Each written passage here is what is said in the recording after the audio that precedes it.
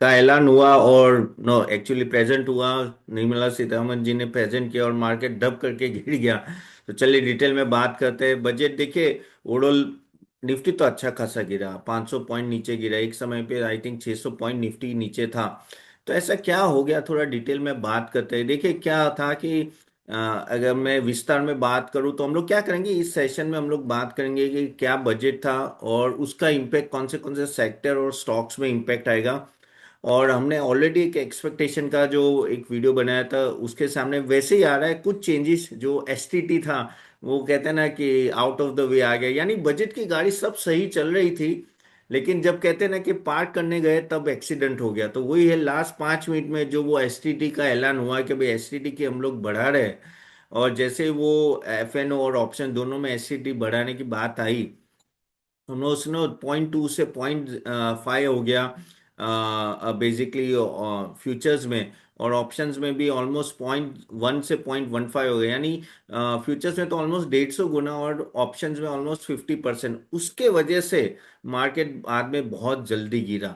उसके पहले भी दो तीन पॉइंट थे जो आपको ध्यान में रखने। एक तो एक फिगर आई थी कि हम लोग 17 लाख करोड़ की बोरोइंग करेंगे। मार्केट को वो भी पसंद नहीं आया, क्योंकि क्या हुआ है कि जो बात चल रही थी कि 16 लाख करोड़ के आसपास की बोरिंग आएगी, लेकिन उसके सामने 17 लाख की बोरिंग आई। उसके वजह से भी इशू है। अच्छा, बाय द वे, आपके कोई भी क्वेश्चंस है आप जरूर कमेंट बॉक्स में डालिएगा। I try to answer that also.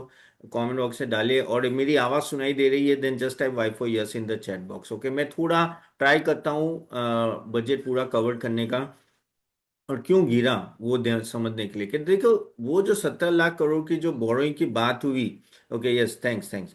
वो जो 17 लाख करोड़ बोरोइंग बात हुई और वो जो मार्केट एक्सपेक्ट कर रहा था कि भाई 16 लाख के आसपास होगा, लेकिन वो एक्चुअली 17.2 लाख की जो बोरोइंग थी उसमें काफी हद तक देखिए यार, वो होता है ना कि भाई लाडली बहन आप लोगों को पता जाते हैं ना, उसके वजह से अभी फिजिकल डेफिसिट में भी इशू आता है और आपको बोरोइंग करनी पड़ेगी और आपको फ्री में बांटना पड़ेगा, और उसके लिए बोरोइंग थोड़ी बढ़े। देखो वो 1 लाख करोड़ ही है, यहाँ 17 लाख करोड़ की बात करें, लेकिन किस डायरेक्शन में जा रहे मैं इनडायरेक्टली आपको बताना चाहता हूँ कि वो एक्चुअली मार्केट को बिल्कुल ही अच्छा नहीं लगा। Net market borrowing almost 11.7 lakh crore की है। तो वो उसके बाद आप देखो पीएसयू स्टॉक्स में कि एक अच्छी खासी गिरावट आई। और वो गिरावट इसलिए भी आई कि एक तो ये बोरोइंग ज्यादा है, तो ये बोरोइंग ज्यादा होती है तो आपका क्या होता है कि इंटरेस्ट रेट थोड़ा ऊपर रहता है, और वो क्या ओवरऑल एफआई को लाने के लिए है या कंपेरेटिवली कहते हैं ना बाहर का कैपिटल अट्रैक्ट करने के लिए, लेकिन वो इनडायरेक्टली पीएसयू को भी बैंक्स को भी हिट हुआ। और पीएसयू बैंक्स में भी आधे को अच्छे खासे गिरे। क्यों गिरे? क्योंकि जो बातें चल रही थी कि कंसोलिडेशन होगा और बेसिकली कहते हैं ना कि एक तरह से मर्जर होगा कहीं ना कहीं सब पीएसयू बैंक्स का, और कहीं ना कहीं कोई फाइनेंशियल असिस्टेंस आएगा पीएसयू को। वो कोई भी बात नहीं है, तो उसके वजह से पीएसयू बैंक्स काफी गिरे थे। हम लोग उसमें भी बात करेंगे, लेकिन हाँ, one of the two reason जो मैंने आपको बताया, एक तो बोरोइंग आपकी बहुत ज्यादा थी इस बार 17.2 लाख करोड़, और दूसरा था एसटीटी। एसटीटी ने पूरा माहौल खराब कर दिया। क्यों? क्योंकि देखो मार्केट ये एक्सपेक्ट करके चला था, और मैं भी टीवी पे जा रहा था, मैं भी एक्सपेक्ट कर रहा था कि भाई चलो कुछ बोलेंगे नहीं, या कुछ कहते हैं ना कि अ, अ, कुछ डिस्क्लेमर डिस्क्लेमर क्या बोल रहा हूँ कि यानी कि ना कुछ राहत देंगे नहीं एससीटी या कैपिटल गेन में, लेकिन ऐसा कुछ आएगा वो भी पता नहीं था। तो और अगर आप देखो ना कि इंडिया के लेवल पे जब ये टैक्स लगता है, इंडिया पे जो अपने शेयर्स में ये सब टैक्स लग रहे हैं ना, वो वर्ल्ड में सबसे ज्यादा है। देखिए इनिशियली जब एससीटी आया था, एससीटी चिदम्बरम साहब लेके आए थे, तब बात ये चली थी कि भाई मैं तब कैपिटल गेन नहीं था। ओके, तो इनिशियली बात ये आई थी कि भाई ये हम लोग एसटीटी ला रहे हैं क्योंकि आपको कैपिटल गेन नहीं लग रहा है। बाद में क्या हुआ, आपको 10% कैपिटल गेन लगा। वो 10% का अभी 12.5% कैपिटल गेन हो गया। मैं लॉन्ग टर्म कैपिटल गेन की बात कर रहा हूँ, शॉर्ट टर्म 20 से पहले 15 था, वो 20 हो गया। जबकि एसटीटी भी आप देखो धीरे धीरे वो बढ़ाते जा रहा है, यानी हर साल कुछ ना कुछ आ रहा है कैपिटल मार्केट रिलेटेड, जो एक तरह से अच्छा नहीं है ना यार। कि आप एक, और अगर पता है आपने जिस जिस ऑप्शंस और फ्यूचर्स पे ये जो बढ़ाया है, उससे कितना रेवेन्यू होगा, मे बी 10,000 करोड़, 15,000 करोड़, उससे ज्यादा फर्क नहीं पड़ेगा। लेकिन जो आज मार्केट कैप जो धुल गया, 500 पॉइंट जो मार्केट गिरा, और एफआई आज थे नहीं, हाँ एफआई तो कल आने वाला है। यानी एफआई तो अभी कल देखेंगे, अभी मंडे तो ओपन है, कल कल एफआई आएंगे, आज तो संडे था, यानी बैंक्स हॉलीडेज होती है, बहुत कुछ होती है, एफआई भी इतने एक्टिव नहीं होते हैं। वो कल आके देखते हैं क्या होता है, लेकिन उसके ज्यादा तो आपका मार्केट कैप धुल गया। Correct. But anyways this is, और क्यों आएंगे एफआई, देखिए यार, मैं देखो डायरेक्ट में उस फ्लो में नहीं जा रहा हूँ कि एक एक सेक्टर लूँ, मैं जो दिल की बात हूँ वो आपको बता रहा हूँ, just what is my analysis. तो is it okay, then just type okay in the chat box, okay. मैं एक एक के बाद एक नहीं ले रहा हूँ, मेरे को जो फील आ रहा है मैं आपको बता रहा हूँ। एफआईआई क्यों आएंगे, देखो एफआईआई क्यों नहीं आएंगे, क्योंकि एफआईआई को क्या है कि यार वो चाहते हैं कि भाई एक तो पहले आपका टैक्सेशन कम हो, हम लोग बहुत टैक्स लगा रहे हैं, बहुत ही टैक्स लगा रहे हैं। दूसरी बात, हमारा अभी भी जो कॉट कहते हैं ना कि क्वार्टरली रिजल्ट्स अच्छे नहीं आ रहे हैं, इस बार के भी रिजल्ट्स इतने अच्छे नहीं है। अगर हम लोग देखो 20-21 के पी पे है, ठीक है, अभी ये आज एग्जैक्ट मुझे याद नहीं, 24,000 कौन से लेवल पे थे हम लोग, 24,500 पे कहाँ अटके हुए एग्जैक्ट, निफ्टी में जरा देख लेता हूँ। लेकिन अगर हम लोग बात करें तो हम लोग अभी भी 19 के पी के आसपास है, अगर आज का भी मैं अगर देख लूँ तो।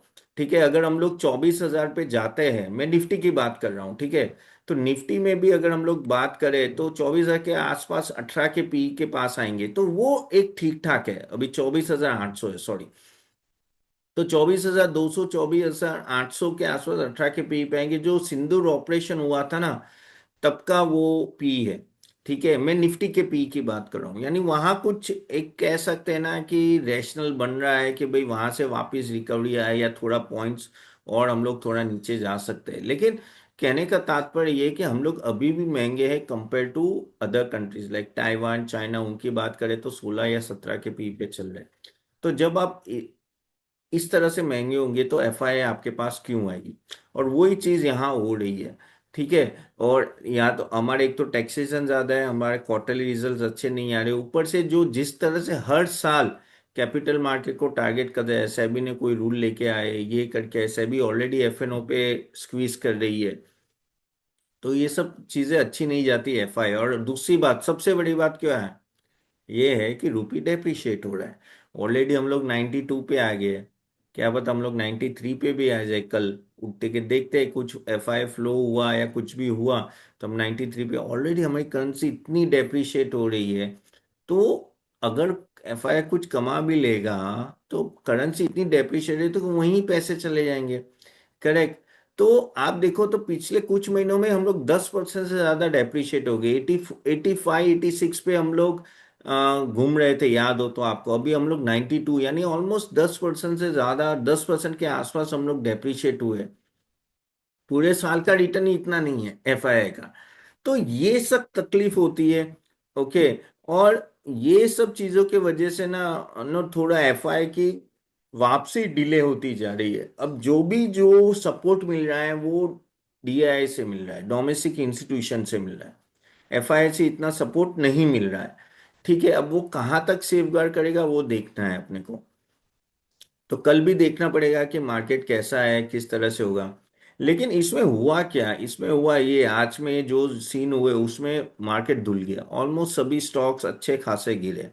अगर हम लोग बात करें फिजिकल डेफिसिट की, तो वो 4.3 पे आके रख दिया है, तो वो ठीक है। लास्ट टाइम भी हम लोग 4.4 का था, अभी 4.3 है, तो उसमें कोई दिक्कत नहीं है। आई थिंक वहाँ उस तरह से ठीक है, तो वहाँ प्रॉब्लम नहीं है। तो प्रॉब्लम जैसे मैंने आपको बोला बोरोइंग की तो एक थी, दूसरा एक जो इम्पोर्टेंट पॉइंट्स थे वो थे कि जो एक्सपेंस टू जीडीपी, ओके, या हम लोग बोल सकते हैं वो 55% है।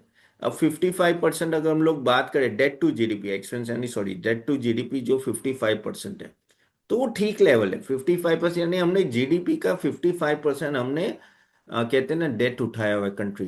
देखो ये जो है ना, डेट टू जीडीपी यूएस का 3 गुना है, उनका 150% है ऑफ जीडीपी। तो भी इकोनॉमी भाग रही है क्योंकि उनकी पर कैपिटा इनकम ज्यादा है, उनकी per capita income if I am not wrong more than $40,000 के ज्यादा है, हमारी कितना है, $2,500 है। ठीक है। तो एक तरह से अगर आप देखें तो उनकी बहुत है, और इसलिए वो डेट ले सकते हैं, और वो तो करेंसी छापते जा रहे हैं। हम लोग इतना ले नहीं सकते, तो हम लोग 55% है, लेकिन उससे अपने को कुछ फायदा नहीं होगा। एक्सपेंडिचर कुछ 53 लाख करोड़ के आसपास है। तो मेन चीज है कि बोरोइंग की वजह से एक अच्छी खासी इम्पैक्ट है, और जो लाडली बहन और वो सब जो हम लोग कर रहे, फ्रीबीज दे रहे, उसका इम्पैक्ट आज हमने ना ओवरऑल बोरोइंग में भी देखा है। क्यों? क्योंकि भाई अभी आगे जाके नेक्स्ट ईयर में काफी सारे इलेक्शन है, ये साल में भी इलेक्शन है। मुझे एग्जैक्टली पता नहीं, अगर आपको पता हो तो प्लीज कमेंट बॉक्स में डालना कि कौन से स्टेट के इलेक्शन है। शायद यूपी का कब है, नेक्स्ट ईयर है, मुझे पता नहीं, सॉरी फॉर दैट। लेकिन अगर जहां भी स्टेट इलेक्शन होता है, ये लाडली बहना इतना फेमस हो गया है, और उससे इतना फर्क पड़ता है कि अभी हर स्टेट में आपको कोई ना कोई फ्रीबीज देनी पड़ेगी। अगर हर स्टेट में फ्रीबीज दोगे तो बोरोइंग अब 3 स्टेट का 1 लाख करोड़ है, आप सोचो। 3 स्टेट का। वेस्ट बंगाल है, okay okay, got it, thank you. तो आप सोचो कि इसके वजह से भी कहीं ना कहीं इम्पैक्ट आ रहा है, जो मार्केट को अच्छा नहीं लग रहा है। बोरोइंग हायर है, डेफिसिट थोड़ा कंट्रोल में, लेकिन अभी भी उस लेवल पे नहीं है कि जीडीपी को बढ़ा पाए। नॉमिनल जीडीपी भी आई थिंक 10% के आसपास बोल रहे हैं। तो ओवरऑल सिनारियो ऐसा है कि कहीं ना कहीं market is not impress with the calculation. हाँ, हम लोग फास्टेस्ट ग्रोइंग इकोनॉमी है, लेकिन एक्चुअली हमें ज्यादा भागना चाहिए अगर हमें चाइना जैसी कंट्री को पीछे छोड़ना है तो। ठीक है। अगर अब दूसरा एक पॉइंट था, जो एक अच्छी बात थी, वो कि कैपेक्स 12.2 लाख करोड़ का नो कैपेक्स का हुआ, जो लास्ट टाइम 11.2 लाख करोड़ का था। तो कैपेक्स में एक कह सकते हैं कि कंपेरेटिवली अच्छा। एक सॉरी, मैं एक काम बोलना भूल गया कि हमने बात तो कर दी एससीडी, लेकिन उससे इम्पैक्ट क्या आएगा। हम लोग स्टॉक का भी impact, you want to know the stock impact, no then just I Y for yes. एक एक पॉइंट पकड़ के उसका स्टॉक इम्पैक्ट भी देख लेते, नहीं तो फिर मैं भूल जाऊंगा कि मैंने कौन से पॉइंट बोले थे। Just a minute. देखिए यार, एसटीटी इन सब से क्या होता है, सेंटिमेंटल इम्पैक्ट ज्यादा आता है। अभी आज आपने देखा एंजल वन 10% डाउन था, सभी सभी ब्रोकिंग हाउस डाउन थे। क्योंकि क्या हुआ है कि जो grow last time if I am not wrong, Zerodha ने बोला था कि 60% एसिडिटी बढ़ा था, तो उनका वॉल्यूम 25% से गिर गया था। इस बार तो 50% से आपका ऑप्शंस का वो बढ़ा है। ठीक है, और फ्यूचर में भी बढ़ा है, करेक्ट। तो फ्यूचर में 150 गुना है, तो उसके वजह से इम्पैक्ट आएगा ही आएगा। और उसका इम्पैक्ट हमने स्टॉक प्राइस में देखा। और ये मैंने काफी टाइम बोला है, आप लोग अगर मुझे फॉलो करते हैं, ऑफकोर्स हमने हमारे क्लाइंट्स को भी बोला है काफी टाइम कि ब्रोकिंग बिजनेस में I am not too much bullish compare to wealth management या एसेट मैनेजमेंट। देखो तो वो बेटर है, क्योंकि वहाँ इम्पैक्ट कम आएगा। और दस सा डिस्क्लेमर, पहले हमने एंजल वन दिया था, लेकिन यही रीजन की वजह से कुछ महीने पहले मैंने उसको सेल कर दिया था। क्योंकि जो अभी, यानी गवर्नमेंट पीछे पड़ी है। गवर्नमेंट ने एक तरह से ये बोला है, गवर्नमेंट बोलती है कि भाई सब सट्टा ज्यादा कर रहे, ये कर रहे, वो कर रहे, इसलिए हम लोग ये बढ़ा रहे हैं। इससे रेवेन्यू से ज्यादा फायदा नहीं होगा उनको। लेकिन भाई, तो अगर सट्टा ही कर रहे तो टीवी में एफएनओ के जो एक्सपर्ट आते हैं उनको भी क्यों बोलने दे रहे हो? छोड़ दो, वो भी बंद करा दो। क्योंकि 30-40% जो वॉल्यूम बढ़ता है ना, टीवी एक्सपर्ट या ब्रोकिंग वाले आपको मैसेज करेंगे buy this call option all that, correct. उसके वजह से जो होता है, इंडिविजुअल पर्सन होता है वो जाके ट्रेड करता है। एग्री और not, then just I before agree. तो वो भी बंद करा दो भाई, अगर ऐसा ही हो तो। देखो, ये तो फ्री मार्केट है, ये तो ऐसा रहेगा, लेकिन उनको वो ये कि भाई 93% लोग पैसे घुमाते हैं। देखो इससे क्या कर रहे हैं, इनडायरेक्टली वो लोग क्या कर रहे हैं कि जो एफआईआई जो होते हैं ना, आई डोंट नो कौन सी कंपनी थी, मुझे याद नहीं है, एफआईआई जिसने आई थिंक 30,000 करोड़ कमा के जा रहे थे, 25,000 करोड़ ट्रेडिंग से कमाए थे उन्होंने, जिसके सामने वो केस भी हुआ था सेबी का। तो शायद वो क्या कर रहे कि ये सब एक्सपेंस बढ़ा के उन लोगों का जो कहते हैं ना कि ट्रेडिंग थोड़ा कम कराना चाहते हैं, तो उनका उतना मार्जिन ना मिले। यानी वो लोग एफआईआई कमा के जाते और यहाँ के जो रिटेल इन्वेस्टर घुमाते हैं, और इसलिए ब्रोकिंग बिजनेस और वहां में डायरेक्टली इंपैक्ट आता है। यस, यूएस बेस्ड कंपनी, लेकिन वो कौन सी है मुझे याद नहीं, नॉट हिंडलबर्ग, हिंडलबर्ग नहीं थी। तो comparatively broking business, yes, Jane Street, correct correct Vinayak ji, correct, Jane Street was a company no जिसने बहुत कमा के गए हो, और वो देख लिया। अभी उन्होंने क्या किया, ये बढ़ा दिया कि भाई उनका मार्जिन इतना बनना बने। ठीक है, लेकिन अभी क्या होता है कि ब्रोकिंग बिजनेस को डायरेक्ट इम्पैक्ट आता है, जो हाई फ्रीक्वेंसी जो ब्रोकर्स होते हैं ना उनको डायरेक्ट इम्पैक्ट आता है इन सब चीजों से। एंड इसलिए गाइस, अगर आपको जाना ही है तो वेल्थ मैनेजमेंट कंपनी या ईएमसी में ट्राई करो, या यही सब जो सीडीएसएल होते हैं, NSDL, no depositories and all that. फिर यस, हाँ प्लेटफॉर्म बिजनेस देखो, प्लेटफॉर्म बिजनेस में आज बहुत गिरा। अब एमसीएक्स क्यों गिरा है, 17% गिर या 16%, अब वो तो आपको भी पता है कि गोल्ड जिस तरह से ऊपर से गिरा है, उसके वजह से उसको तो इम्पैक्ट आने ही वाला था। गोल्ड अपने टॉप से कितना गिरा, सिल्वर भी कितना गिरा, तो उसका डायरेक्ट इम्पैक्ट उनको आ रहा है, क्योंकि उनके वॉल्यूम हीट होंगे। और क्या होता है, एक डर होता है कि अगर इस तरह से 2 दिन में 3 दिन में आप 30% से गिर जाते हो गोल्ड और सिल्वर, तो आपके वो मार्जिन ट्रिगर हो जाते हैं। और मार्जिन ट्रिगर होते हैं ना, तो उससे क्या होता है कि bad debts and all that थोड़े बढ़ जाते हैं। वो सब ऐसे इन लोगों को प्रॉब्लम नहीं आती, क्योंकि इनका कोलेटरल अच्छा खासा होता है। लेकिन वो वजह से एमसीएक्स गिरा था, बीएससी भी गिरा है क्योंकि एसटीटी बढ़ा है, कि भाई आगे जाके वॉल्यूम कम हो गया। क्योंकि बीएससी में जो सबसे, अगर गेम चेंजर जो बीएससी का रहा था 1.5-2 साल में, वो था एफएनओ के वॉल्यूम्स।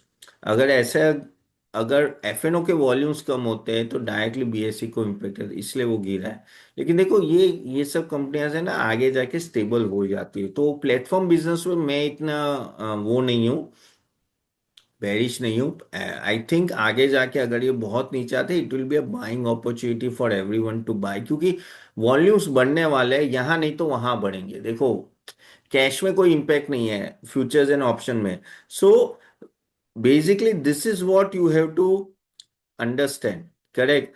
तो you have to be very very careful आप कौन से जा रहे हैं। यस, मिली 100% एग्री कि पोर्टफोलियो में, किसी के भी पोर्टफोलियो में प्रॉफिटेबिलिटी नहीं है, क्योंकि आप देखो मार्केट ही कैसे गिर रहा है, सडनली वापस गिर रहा है। और जो अभी एक्सपेक्टेशन नहीं था कि बजट में ऐसा आ जाएगा, करेक्ट। और 1-1.5 साल से तो हम लोग वापस वो ऑपरेशन सिंदूर के टाइम के लेवल पे आ चुके हैं वापस, और जो भी गेन हुआ था वो वापस चला गया। सो ये तकलीफ तो है, लेकिन देखिए इसमें क्या है कि लॉन्ग टर्म भी पॉजिटिव है, उसमें भी थोड़ा हम लोग बात करेंगे। लेकिन हाँ, ओवरऑल प्लेटफॉर्म और एनएससी के आईपीओ को भी वो मिल चुका है ऑलरेडी, कहते हैं ना कि अप्रूवल मिल चुका है। तो एनएससी का भी आईपीओ अभी आने वाला है, आई थिंक मे बी अप्रैल तक आ जाएगा, मे बी अप्रैल तक आ जाएगा। सो उसका कौन सा वैल्यूएशन है, उसके बेस पे भी काफी हद तक बीएससी और एमसीएक्स पे आप कह सकते हो। लेकिन honestly I am quite bullish on all the stocks. Again कोई रेकमेंडेशन नहीं है गाइस, प्लीज अपना एनालिसिस करके इन्वेस्ट कीजिएगा। हाँ, हम लोग अपने क्लाइंट्स को देते हैं, लेकिन जैसे मैंने बोला कि रेकमेंडेशन मत समझना। बाय द वे, आप लोगों में से होपफुली आप लोग हमें यूट्यूब में फॉलो करते हो या नहीं, then do follow in YouTube. ये गाइस मैं ऑल रोज वीडियोस डालता हूँ, ठीक है। तो you can just follow no. Of course मेरे टीवी शोज, आज मैं काफी सारे टीवी शोज में था, तो वही मैं देखो सच बोलूं तो टीवी शोज में एक चीज मैंने देखी कि सब लोग बहुत ही वो थे, फ्रस्ट्रेटेड थे, let be honest with you. हाँ, अगर आप लॉन्ग टर्म की बात करो तो कोई दिक्कत नहीं है, लॉन्ग टर्म में जो भी पॉलिसी है अच्छी है। ये जो हम लोग जो बात करें ना एससीटी, ये सब 1-2 दिन की कहानी है, बाद में सब लोग भूल जाएंगे। लेकिन एज ए मार्केट पार्टिसिपेंट मुझे भी लगता है कि अननेसेसरी है ना, कैपिटल मार्केट को टारगेट किया जा रहा है। This is my personal view. Long term में तो जो जो पॉलिसीज आई है, अगर आप डेटा सेंटर्स की बात करो या डिफेंस की बात करो, कैपिटल एक्सपेंडिचर, वो सब अच्छी बात है। तो लॉन्ग टर्म इन्वेस्टर, ऐसे हम लोग भी लॉन्ग टर्म इन्वेस्टेड है, मैं तो फंडामेंटल एनालिसिस लॉन्ग टर्म ही बोलता हूँ। तो यहाँ कोई दिक्कत नहीं है। लेकिन हाँ, लगता है कि जब टारगेट किया जाता है, और इस प्रॉब्लम क्या आती है पता है, कि ये सब टारगेट के वजह से ना एफआई और दूर जा रही है, और मार्केट एक लेवल के ऊपर नहीं जा रहा है, और सबके पैसे फंसे हुए हैं। करेक्ट और no, then just type C for correct, correct. कि आप सबके पैसे, या 1.5 साल से आप लोगों ने भी देखा है क्या, उस तरह से गेन ही नहीं देख रहे सब लोग। और यही प्रॉब्लम है, यही प्रॉब्लम है अगर मार्केट की बात करें तो। और कहीं ना कहीं गवर्नमेंट, देखो गवर्नमेंट मार्केट को देख नहीं रही। गवर्नमेंट चाहती है कि भाई उनका इलेक्शन जीता जाए, भाई ये सब बोरोइंग करते रहे, ठीक है। एंड ये सब कहते हैं ना कि यहाँ से पैसे लेके वहां दो और वो सब चलता रहे, और कहीं ना कहीं 7% के जीडीपी चलते रहे, लेकिन ऐसे हम लोग कुछ ऐसे रिफॉर्म्स नहीं आ रहे जिससे एफआईआई और वो सब लोग वापस इंडिया आए। And that is the bigger problem currently facing. तो कैपिटल मार्केट का मैंने आपको बोला कि क्या करना है। कैपेक्स की जैसे मैंने बोला 12.2 लाख करोड़ है, अच्छा कैपेक्स है। अभी यहाँ पॉजिटिव देखते हैं, चलो अभी तक बहुत नेगेटिव बोल दिया हम लोग, तो अभी थोड़ा पॉजिटिव बात करते हैं। कैपिटल गुड्स जो आपकी कंपनीज है, ठीक है, ये एबीबी ले लो, सीमेंट्स ले लो, और ऐसी सब कंपनीज, एलएनटी ले लो, इंफ्रा कंपनी, इनमें फायदा होगा। इनमें एक तरह के जान से में जान आएगी धीरे धीरे। एलएनटी तो ऑफ कोर्स नो धीरे धीरे बढ़ ही रहा है, लेकिन काफी सारे कैपिटल गुड्स अपने टॉप से काफी नीचे है। तो वो एक अपॉर्चुनिटी बन सकती है, क्योंकि वहां क्लियर कट फोकस जा रहा है धीरे धीरे। इंफ्रा कंपनीज और बाकी बहुत सारी चीजें भी डिक्लेयर हुई। रेलवे में corridor, 7 high speed rail corridors बना रहे, फिर डेडिकेटेड फ्रेट कॉरिडोर बना रहे। सूरत का एक नया बन रहा है। 20 नए नेशनल वाटरवेज बन रहे हैं 5 साल में। तो ये सब शिपिंग वाटरवे एयर नो वो सब की बात है। वो सब है। तो इसमें क्या होता है, जैसे ये ड्रेजिंग कॉरपोरेशंस है, या आप वाटर ट्रीटमेंट कंपनीज की बात कर लो, और कैपिटल गुड्स में मैंने जैसे कुछ नाम दिए आपको, कमिंस है। ये सबको डायरेक्टली इनडायरेक्टली फायदे हो सकते हैं, तो वहां एक फोकस जा रहा है। देखो गवर्नमेंट एक चीज देखो, ये बजट में कुछ भी कंजम्पशन रिलेटेड कोई भी इन लोगों ने दिया नहीं है बेनिफिट, क्योंकि वो पिछली बार दे चुके हैं। लास्ट बजट में 12 लाख का आपको टैक्स एग्जम्पशन दे दिया, और 12 लाख का टैक्स एग्जेम्पशन के वजह से उसके बाद आपको जीएसटी का रैशनलाइजेशन भी दे दिया है, करेक्ट। तो ये दो चीज ऑलरेडी इन्होंने दे दी, तो इस बार पता था कि इस बार तो वैसा कुछ होने नहीं वाला है। ये भी पता था कि कैपेक्स पे फोकस होगा। जैसे यहाँ और भी, जैसे ईपीसी और रोड्स हो, यानी एलएनटी, आईआरबी इंफ्रा, एनबीसीसी, ऐसे सबको थोड़ा फायदा होगा। ठीक है, रेलवे कंपनीज को थोड़ा फायदा हो, लेकिन ऐसा नहीं कि आप जाके डायरेक्टली बाय कर लो। ठीक है, क्योंकि क्या होता है कि इनका एग्जीक्यूशन भी देखना है, कैश फ्लो भी देखना है, वर्किंग कैपिटल भी देखना है, तो बहुत सारी चीजें हैं। लेकिन हाँ, आप ओवरऑल कैपिटल गुड्स सेक्टर में पॉजिटिव रह सकते हो कि वो जो एक अपॉर्चुनिटी आपको मिलेगी जो काफी नीचे आए, तो यहाँ आप थोड़ा कर सक। मैं देखो स्पेसिफिक स्टॉक्स के नाम तो मैं नहीं दे पाऊँ, लेकिन इनडायरेक्टली मैं काफी सारे स्टॉक्स के नाम दे रहा हूँ। ठीक है, तो even logistics, port businesses, inland waterways होते हैं जो, ठीक है, सागरमाला का होने वाला है, तो वो एक तरह से एक अच्छा खासा पुश होगा। एएनसी एफएनओ पर एससीटी बढ़ाया तो एलटीसीजी कम करना। देखो ये हमारी मांग होती है ना एएनसी, वो लोग नहीं सुनते। देखो ये लोग है ना बहुत मोटी चमड़ी के होते हैं, दे विल नेवर लिसन। एससीटी पे तो बहुत सालों से बातें चल रही है। हमारे वहाँ जितना टैक्सेशन है कहीं भी नहीं है, बाकी किसी भी कंट्री में इतना टैक्सेशन नहीं है कैपिटल मार्केट में जितना इंडिया है। अगर यूएस और उन सब की बात करो तो कुछ नहीं है हमारे सामने। लेकिन हमारे वहाँ क्या होता है, यहाँ से रेवेन्यू लो वहीं दो, दूसरी जगह दो, ऐसी बात है। दूसरा एक जो बड़ा आउटले था, कैपिटल आउटले, वो था डिफेंस में। डिफेंस में ऑफ कोर्स कैपिटल पुश अच्छा खासा, कैपेक्स पुश है, ऑलमोस्ट 7.2 लाख करोड़ का पुश है। तो पता था ऑलमोस्ट 15% का इंक्रीज हुआ है। ठीक है, तो वैसे जैसे एच एल है, बी एल है, भारत डायनामिक्स है, शिप बिल्डिंग में जी आर ए सी है, मेजागोन है, इन सबको डायरेक्टली इनडायरेक्टली फायदा होगा, जो मोस्टली आप लोगों ने इन्वेस्ट भी किए होंगे। ओके, नाउ हियर आप लोगों को समझना है कि तो भी आज तो गिरे थे, हाँ, आज तो सभी स्टॉक गिरे थे। Okay, so here if you see, here अगर आप देखेंगे तो यहाँ क्या हो रहा है अभी कि डिफेंस कंपनीज में, डिफेंस कंपनी में कैपेक्स है, ठीक है, ऑर्डर बुक है, लेकिन एग्जीक्यूशन की, ठीक है, और इनका ओवरऑल अगर हम लोग देखेंगे तो एफिशिएंसी नहीं आ रही है, प्लस कैपेसिटी एक्सपांशन नहीं हो रहा है। सो ऑल दिस थिंग्स उसको इम्पेक्ट कर रहा है directly indirectly, all this defence companies. Defence companies में आपको अगर इन्वेस्ट करना है तो आप प्लीज उनका देखिए कि इनका एग्जीक्यूशन कैसा है। क्योंकि क्या होता है कि आपका 5 गुना 4 गुना ऑर्डर बुक्स होते हैं, लेकिन अगर एग्जीक्यूशन सही नहीं है तो प्रॉब्लम है। ठीक है। So this is what you have to keep in mind. Yes, members members देखो, कल अपना मंडे को जो सेशन होता है 9 बजे, उसमें we are going to talk a lot about all this stuff. Okay. ये मैं जनरली आपको सबको बोल रहा हूँ कि यहाँ मेंबर्स नॉन मेंबर्स सभी है, तो मैं ये जनरली बोल रहा हूँ। मेंबर्स कल 8:30 बजे, सॉरी 9 बजे सेशन है, वहाँ हम लोग डिटेल में बात करेंगे। तो कीप दिस इन माइंड। ये थोड़ा बजट पॉइंट ऑफ व्यू से मैं डिटेल में बात कर रहा हूँ। तो एलोकेशन तो है, लेकिन एग्जीक्यूशन और पेमेंट साइकिल पे थोड़ा ध्यान रखिए अगर आपको डिफेंस कंपनी में इन्वेस्ट करना है तो। ठीक है।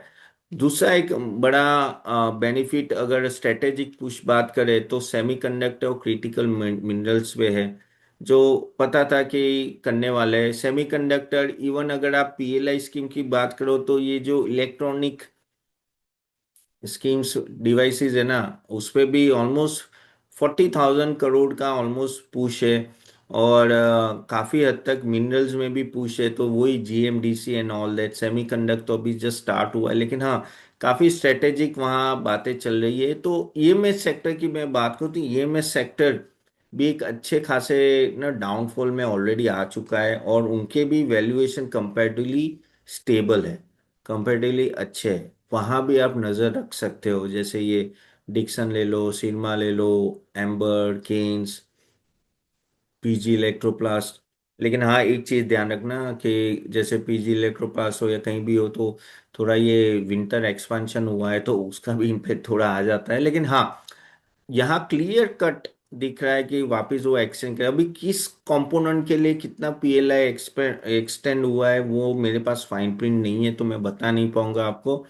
लेकिन गवर्नमेंट का पुश है यहाँ, और पता है कि ये चाहिए भी चाहिए, क्योंकि जो इंडिया ईयू का ट्रेड हुआ है तो आगे जाके काफी सारे कंपनीज, एट द एंड ये क्या है, थर्ड पार्टी वेंडर्स है, करेक्ट। तो और हम लोग का शेयर देखिए ईएमएस सेक्टर में वर्ल्ड में 3% है, जबकि चाइना का 30 to 40% का है। तो we are very very low. तो गवर्नमेंट चाहती है कि वहां, और ये सेक्टर कैसा है कि वो लेबर इंटेंसिव है, यानी यहाँ और लेबर को आप रिक्रूट कर सकते हो, और वो चाहती है कि यानी रोजगार बढ़े नॉल दे, तो इस सेक्टर को पुश मिलेगा। और यहाँ मैं स्टॉक स्पेसिफिक नाम नहीं दूंगा, लेकिन यहाँ काफी सारे ये 5 6 कंपनी के वैल्यूएशन बहुत ही रीजनेबल हो रहे हैं। ये भी आप देखें, और ये मैंने आगे भी काफी टाइम वीडियोस में मैंने बनाया, मैंने बताया है आपको। तो यहाँ भी आप फोकस कर सकते हो। ईएमएस सेक्टर एक ऐसा सेक्टर है जो रिवाइव आ सकता है, उसमें कोई डाउट नहीं है, लेकिन पेशेंस रखना पड़ेगा। रातों रात कुछ नहीं होने वाला है, यहाँ भी धीरे धीरे बढ़ेंगे। सेमीकंडक्टर में क्या हो रहा है, सेमीकंडक्टर जैसे सीजी पावर का अभी आई थिंक ये फर्स्ट 6 महीने में एक आध यूनिट ओपन होगा यहीं गुजरात में, और टाटा भी इन्वेस्ट कर रहा है ऑल दैट, लेकिन चल रहा है, चल रहा है। अभी धीरे धीरे होगा। माइनिंग और क्रिटिकल में, माइनिंग और क्रिटिकल मिनरल्स में भी जैसे एनएमडीसी हो या जीएमडीसी, जीएमडीसी खास, लेकिन उनका जो ऑपरेशन है 2027 के आसपास कुछ होगा। तो थोड़ा टाइम लगेगा, ऐसा नहीं कि रातों रात होगा। तो आप आज आज मुझे पता नहीं जीएमडीसी कैसा चल रहा है, मुझे देखना पड़ेगा। लेकिन ये माइंड में रख के चलना है कि रातों रात ऐसा नहीं कि सबके प्रॉफिटेबिलिटी बढ़ेंगे, लेकिन इससे पता क्या चलता है कि आज कुछ बड़ा नहीं है। इससे पता क्या चलता है कि गवर्नमेंट का फोकस कहाँ है।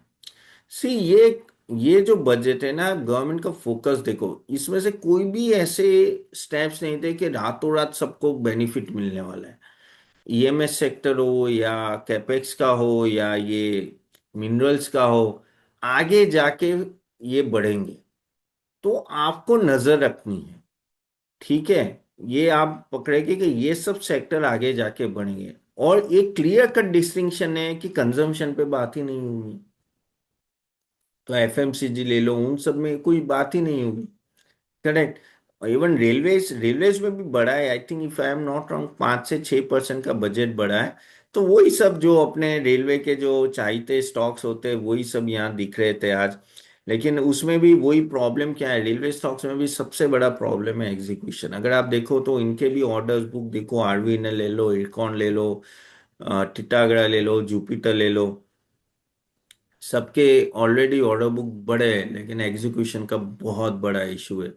पीएसयू में यही दिक्कत है। पीएसयू में सबसे बड़ी दिक्कत ये है कि इनके पास ऑर्डर बुक की कमी नहीं है, और बहुत ही कम कंपनी ऐसी है जो एग्जीक्यूशन कर पा रही है। That is the biggest problem. और प्रॉब्लम ये है कि डिफेंस और रेलवे के स्टॉक्स ऑलरेडी इतने बढ़ चुके थे कि अभी बहुत, आपको कहना, चाय फूंक फूंक के पीनी है, ऐसी हालत है।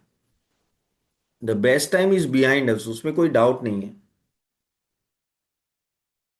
पीएसयू और रेलवे के का कहते हैं ना, वो जो 50% के सीएजीआर से भागे थे, वो अभी रिपीट नहीं होगी। लेकिन अगर आप चाहते हो कि आपको 15-20% से आपका ग्रोथ हो, तो ये आप ध्यान में रखिए। उसमें से काफी सारे स्टॉक्स अच्छे खासे गिर चुके हैं। इवन रेलवे में भी वैल्यूएशन रीजनेबल हो रहा है, तो उसको भी आप ध्यान में रखिए। ठीक है, तो keep that in mind. Okay, PSU और मैंने आपको बताया इसमें। बैंकिंग, हाँ, बैंकिंग पे भी मैं बात कर लेता हूँ। देखो बैंकिंग में क्या हुआ है, इस बार पीएसयू स्टॉक्स गिरे, लेकिन क्या अभी रैली खत्म हो गई पीएसयू की? देखो क्या हुआ था, मैं बताऊं। पहले क्या था, 1.5 साल पहले पीएसयू बैंक्स और प्राइवेट बैंक्स के बीच में वैल्यूएशन का गैप बहुत बड़ा था। पीएसयू बैंक है ना, 0.5 0.6 बुक वैल्यू पे चल रही थी, या 0.7 बुक वैल्यू में। और जो प्राइवेट बैंक्स है, जैसे ये अपना HDFC बैंक हो, ICICI बैंक हो ना, वो ऑलमोस्ट 3.3 या 3 के ऊपर के प्राइस टू बुक वैल्यू पे चल रही थी। Price to book value important metrics होता है। अभी ये पीएसयू बैंक से ना 1.2 1.5 प्राइस टू बुक वैल्यू में आ गई। ढाई, 2 गुना, ऑलमोस्ट डबल से ज्यादा भाग गई है सभी पीएसयू बैंक्स। कई कई कई जगह तो 3 गुना। तो वो ऊपर आई है। और प्राइवेट बैंक का अगर आप देखो तो वो बड़े नहीं है, तो वो थोड़ी नीचे आई है। वो 2.5 के नो 2.2 टू 2.5 के प्राइस टू बुक वैल्यू में आ रहे हैं। तो दोनों का डिफरेंस अगर आप देखो, तो पहले जो कहते हैं ना कि ऑलमोस्ट 2 का प्राइस टू बुक वैल्यू का डिफरेंस था, 2 या 3 का, वो अभी 1 का हो गया है। अभी वैल्यूएशन एडजस्ट हो चुके हैं। अब आप बोलोगे क्या पीएसयू बैंक्स और प्राइवेट बैंक्स का वैल्यूएशन मैच होगा? नहीं होगा, क्योंकि private bank of course privately held है, और उनके डिसीजन थोड़े ज़्यादा अच्छे होते हैं एनपीए के नॉलेज। पीएसयू बैंक्स में कहीं ना कहीं गवर्नमेंट का इंटरेक्शन आ जाता है। नो डाउट इनके एनपीएस काफ़ी कंट्रोल में, जो एक समय पे Punjab national bank, bank of Baroda ना, उनके आप एनपीए देखो तो 8, 11, 10 ऐसे एमपीए थे। अभी वो 0.5 0.6 आ चुके हैं। सब कुछ लेवल में आ चुका है। लेकिन क्या है कि तो भी आप प्राइवेट बैंक्स को थोड़ा और प्रीमियम दोगे, क्योंकि वो प्राइवेटली हेल्ड होते हैं। तो मेरे हिसाब से अभी क्या होगा, अभी ये होगा, ऐसा नहीं है कि अभी पीएसयू भागेंगे नहीं, लेकिन अभी उस तरह से नहीं भागेंगे जैसे पिछले 1.5 साल में भागे थे। पिछले 1.5 साल में 2 गुना 3 गुना हो गए, करेक्ट। अभी वो वैसे नहीं होंगे यहाँ से। और प्राइवेट बैंक्स अभी रेशनल हो रहे हैं, यानी उनका वैल्यूएशन ठीक ठाक है। तो आप समझिए कि आप ये दोनों चलेंगे, लेकिन धीरे धीरे चलेंगे, लेकिन चलेंगे। ठीक है। आज पीएसयू बैंक क्यों गिरे वो मैंने बताया, क्योंकि डिसअपॉइंटमेंट था कि कुछ ऐलान नहीं हुआ पीएसयू बैंक का। लेकिन यहाँ से बैंकिंग चलेगा नहीं, वो चलेगा, लेकिन जो क्विक मनी था ना पीएसयू बैंक का, वो खत्म हो गया। Got it, then just have G for got it, what I am trying to convey, कि वो उस तरह का आप पकड़ के मत चलो कि भाई यहां से भी कैनेरा बैंक 3 गुना हुआ है तो यहां से भी डबल हो जाएगा। ये ऐसे कुछ नहीं हुआ, जल्दी नहीं होगा। अब सब कुछ धीरे धीरे चलेगा। So best time is over. NBFC का भी वही हुआ है। एनबीएफसी भी काफी हद तक ऊपर आया है, लेकिन यहाँ से भी वो स्टेबल इनकम आपको देगा, क्योंकि इंटरेस्ट रेट कम हो रहे हैं। और आज कुछ एनबीएफसी के बारे में कुछ ज्यादा बात नहीं थी, तो चलो मैं उस लेवल पे नहीं जाता, नहीं तो फिर क्या होगा, जो बजट की बात करनी है वहां बात नहीं करेंगे और कहीं और ही चले जाएंगे। ओके, तो जैसे मैंने बोला, सेमीकंडक्टर इकोसिस्टम, ईएमएस, और उन सबको थोड़ा अभी फायदा होगा। एमएसएमई और उस सब पे भी बहुत सारे, ऑलमोस्ट 10,000 करोड़ की एसएमई ग्रोथ फंड और वो सब बने, तो वो तो हर टाइम बनते हैं यार। लेकिन सबसे बड़ी बात जो एमएसएमई में है और एसएमई में है, कि पहले जो बैड डेब्ट्स थे कुछ टाइम पहले, वो अभी काफी कम हो चुके हैं।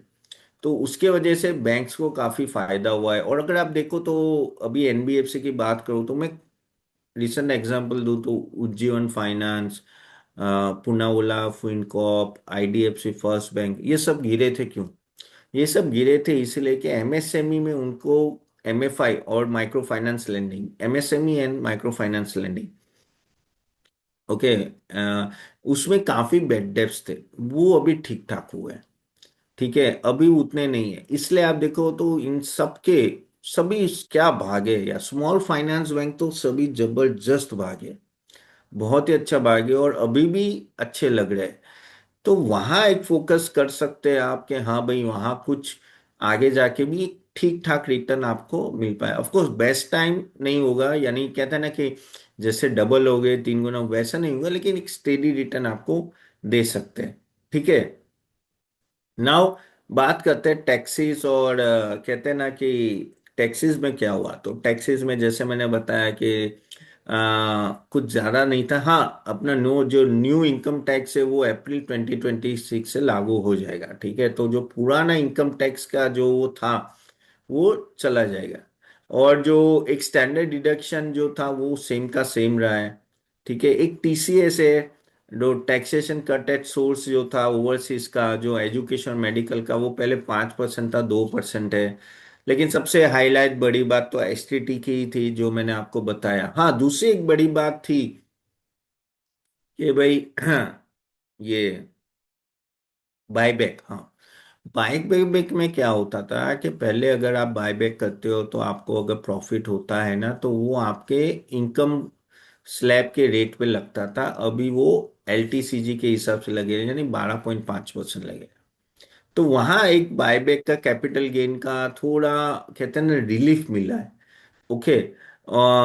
तो वो एक आप तो indirectly large cap IT companies और उन सब कंपनीज को, मेन तो रिटेल इन्वेस्टर को अच्छा हुआ, बस वो पकड़ के चलो। तो वहां एक रिलीफ है, लेकिन जो एसटीडी में हुआ वो पूरा रिवर्स कर दिया, ठीक है। कस्टम में एक चीज है कि कस्टम में काफी हद तक बहुत सारी रिलीफ मिली। खास करके जो जो सेक्टर को इम्पैक्ट हुआ था, जैसे जेम्स एंड ज्वेलरी, लेदर हो, टेक्सटाइल हो, उन सब पे काफी सारी नो रिलीफ मिली। इवन कहते हैं ना कि ड्रग्स और मेडिसिन में भी, कैंसर रिलेटेड जो भी है वहां भी एक अच्छी खासी रिलीफ मिली है। फार्मा सेक्टर को एक अच्छा पॉजिटिव मिला है ना, फार्मा सेक्टर में क्योंकि गवर्नमेंट का फोकस है कि हॉस्पिटल्स का जो टूरिज्म हो वो बढ़े। What do mean hospital tourism? जो आपके दुबई से यहाँ आके ट्रीटमेंट कराते हैं, मिडल ईस्ट से, सऊदी से, पहले बांग्लादेश और पाकिस्तान से भी आते थे, श्रीलंका से। अब बांग्लादेश पाकिस्तान से नहीं आते, लेकिन आजू बाजू नेपाल से आएंगे या कहीं से भी आएंगे। तो वो जो मेडिकल टूरिज्म है ना वो कम हो, वो ज्यादा हो, सॉरी। हमारा जो कॉस्ट है, हमारा जो मेडिकल का कॉस्ट है ना, वो यूएस से 60 to 70% कम है। कहीं कहीं जगह तो यानी 60 to 70% कम रेट पे हमारे वहाँ मेडिकल टूरिज्म यानी खर्चा होता है। तो ऑफ कोर्स वो बढ़ेगा, तो उसको बढ़ावा देने के लिए आई थिंक 5 सिटी को उन्होंने टारगेट किया है और बहुत कुछ फायदा मिला है। तो वो मेडिकल टूरिज्म को बढ़ावा मिला, इसलिए जो हॉस्पिटल्स है, अपोलो हॉस्पिटल ले लो, और ये मैक्स हेल्थ के ले लो, एसटीडीएम, कितने सारे जो अभी नाम में नहीं दे रहा हूँ, लेकिन this all will be benefited. तो हॉस्पिटल्स एक ऐसा सेगमेंट है जिसको आपको इग्नोर नहीं करना है, वहां डालना ही डालना है पैसा। बजट चले कैसा आए, इनको कोई प्रॉब्लम नहीं है कि ये चलेगा। मेडिकल टूरिज्म भी बढ़ने वाला है। अभी भी हम लोग 2 मिलियन बैच शॉर्ट है। मैंने पहले ही एक वीडियो बनाया था, आई थिंक कुछ 3-4 दिन पहले, वो चाहो तो जाके देख लेना। हॉस्पिटल से बहुत बड़ी स्कीम है। तो हॉस्पिटल्स अच्छे चलेंगे, ठीक है। होटल्स, टूरिज्म पे भी थोड़ा, टूरिज्म पे इतना फोकस नहीं था, ज्यादा मेडिकल टूरिज्म पे फोकस था। लेकिन आपका होटल्स भी अच्छे खासे बेनिफिट में रहेंगे। क्योंकि जैसे मैंने बोला ना कि इंटरनल कंजम्पशन अगर बढ़ता है और अभी क्या है एस्पिरेशन बढ़ता है, तो काफी हद तक होटल्स में भी फायदा होगा। तो होटल्स भी एक अच्छा होगा। फार्मा सेक्टर भी कहीं ना कहीं कहते हैं ना कि जो ओवरऑल जो बायोलॉजिक्स है, बायोसिमिलर्स है, वो इकोसिस्टम बनाने के लिए फोकस है। टूरिज्म में भी अगर आप देखो तो almost 10,000 guides across 20 tourist sites में वो लोग बढ़ाने वाले हैं। तो वो सब छोटी बात है, लेकिन हाँ, टूरिज्म पे भी फोकस रहेगा। तो इनडायरेक्टली तो अगर आप पूरी मैं अगर बात करूँ तो फायदा किसको हो रहा है, तो फायदा basically infra, EPC, capital goods companies को ज्यादा हो रहा है इस बजट में। रेलवे एंड लॉजिस्टिक्स स्टॉक्स को, ठीक है, पोर्ट्स, वाटरवेज, फिर डिफेंस स्टॉक्स को। डिफेंस स्टॉक्स नो डाउट आज गिरे, लेकिन आगे जाके ठीक ठाक होगा। प्लस जो एमएसएमई उसमें रिलीफ मिली है, तो इनडायरेक्टली बैंक्स को और एनबीएफसी को डायरेक्टली इनडायरेक्टली फायदा होगा।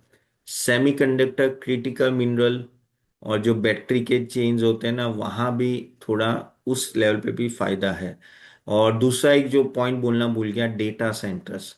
डेटा सेंटर में 2047 तक उन्होंने रिबेट दी है। 2047 बहुत फेमस है। Can anyone tell me why it is so famous 2047? Anyone if they know? ये 2047 में ना हमारे नीति आयोग ने बोला कि हम लोग $30 ट्रिलियन की इकोनॉमी बन जाएगी। ओके, तो 2047, हाँ, 100 ईयर्स भी correct, you are right, 100 years तो है। और $30 ट्रिलियन की इकोनॉमी बनेंगे, तो 2047 तक पूरा रिबेट दिया है डेटा सेंटर्स के लिए। यानी कोई भी इन्वेस्ट करा तो डेटा सेंटर एक बड़ी, अब कहते हैं ना कि बड़ा सेक्टर बन सकता है। अभी इसमें देखो एक ही कंपनी है, अनंतराज, ठीक है, उसका भी क्या है, 4 से 5% डेटा सेंटर में। अभी भी जो 60-70% उनका जो ज्यादा रेवेन्यू आता है रियल एस्टेट से आता है। स्पेसिफिक डेटा सेंटर रिलेटेड कोई कंपनी अभी है नहीं।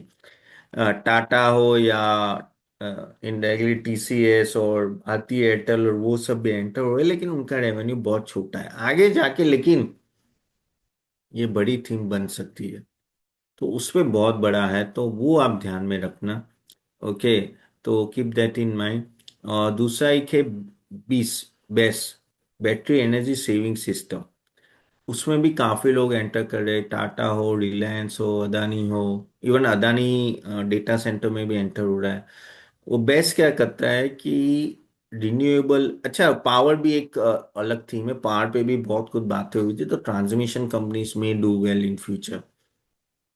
क्योंकि अभी क्या हुआ है मैं बताता हूँ, कि एक्सेस पावर सप्लाई आ रहा है धीरे धीरे।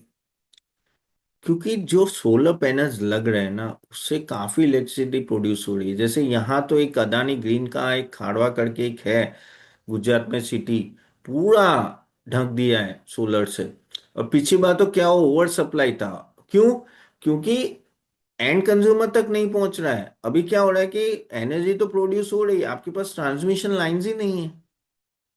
और ट्रांसमिशन लाइंस आपको होनी चाहिए, तब जाके एंड कंज्यूमर को पहुंचेगा ना। तो ट्रांसमिशन पे बहुत फोकस होगा। आगे जाके एआई जो होएगा वो काफी आपका एनर्जी कंज्यूम करेगा। तो अगर ट्रांसमिशन नहीं है तो जो एनर्जी प्रोड्यूस है तो कहीं ना कहीं तो सेव करनी पड़ेगी।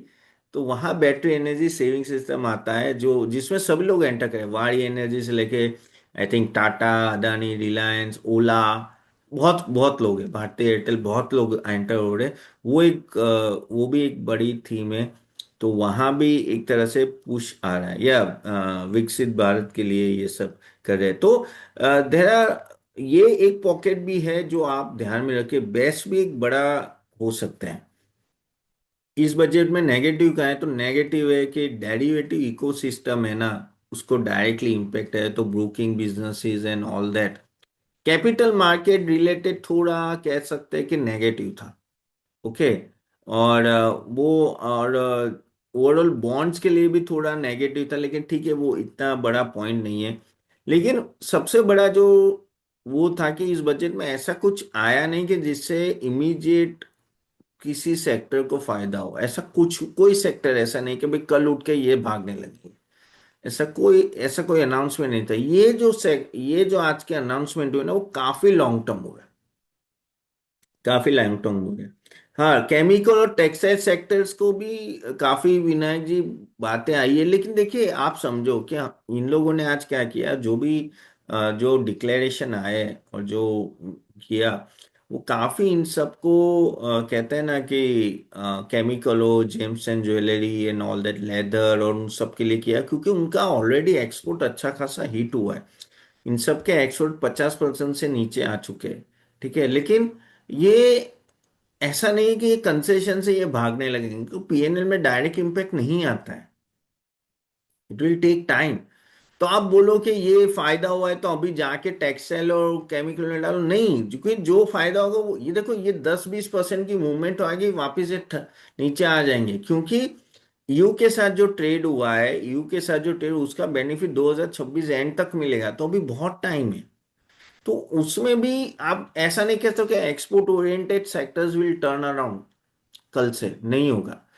तो ओवरऑल ये बजट पूरा लॉन्ग टर्म का है। आईटी सेक्टर में जो बातें चल रही कि आईटी सेक्टर को फायदा है, हाँ, थोड़ा बायबैक का फायदा होगा, और जो एआई पे फोकस है, डेटा सेंटर्स पे फोकस है, उससे फायदा होगा, लेकिन it's not an immediate impact. जो स्ट्रगल आईटी सेक्टर की है ना, वो बहुत बड़ी है, बहुत बड़ी है वो। ये थोड़ा मलहम लगाने की बात है, तो मुझे नहीं लगता है कि इतना बड़ा फायदा होगा। So keep this point in mind guys, क्योंकि ये काफी लॉन्ग टर्म है। जो आज का बजट था पूरा लॉन्ग टर्म, इमीडिएट कोई फायदा नहीं, लेकिन लॉन्ग टर्म में हाँ, इन लोगों ने बता दिया, जो मैंने आपको बताया, कि इन सब पे अभी फोकस ज्यादा है। कंजम्पशन पे लास्ट ईयर में दे दिया जो देना था उन्होंने, 12 लाख का आपको कंसेशन दे दिया, और जीएसटी रैशनलाइजेशन दे दिया। आगे जाके अभी जो मैंने सेक्टर की बात की, उस सेक्टर पे आप फोकस करना। आई थिंक वहीं आपको ज्यादा तेजी दिखेगी। ठीक है, अगेन बोल रहा हूँ, ये सब मेरा नॉलेज में शेयर कर रहा हूँ, यहाँ कोई रिकमेंडेशन